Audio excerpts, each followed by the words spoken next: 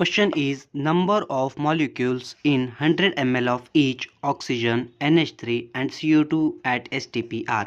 तो इस क्वेश्चन में हमें पूछा है ऑक्सीजन, NH3 अमोनिया और कार्बन डाइऑक्साइड में 100 ml के एट STP कितने नंबर ऑफ मॉलिक्यूल्स होंगे।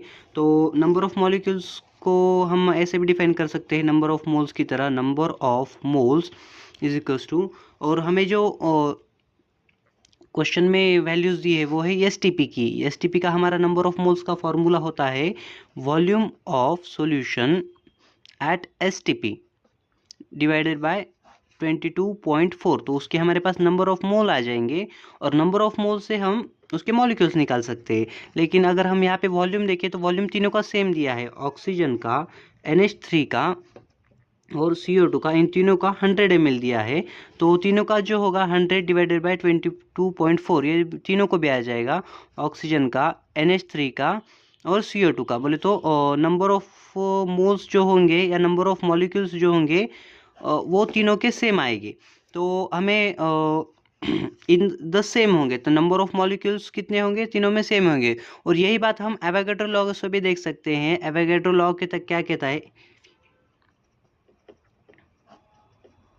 एवोगैड्रो लॉ कहता है कि at constant pressure and temperature और प्रेशर अगर कांस्टेंट हो तो वॉल्यूम ऑफ गैस जो होता है वो डायरेक्टली प्रोपोर्शनल होता है नंबर ऑफ मोल्स के।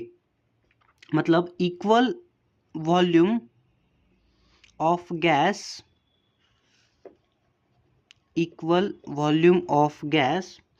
Is equal to number of moles, equal number. तो ये कहता है equal volume of gas contains equal number of moles तो या मॉलिक्यूल्स। तो हमारा जो ऑप्शन होगा तीनों में भी same he number of molecules आएंगे, इसलिए जो ऑप्शन होगा द सेम आएगा क्योंकि तो तीनों में भी सेम है।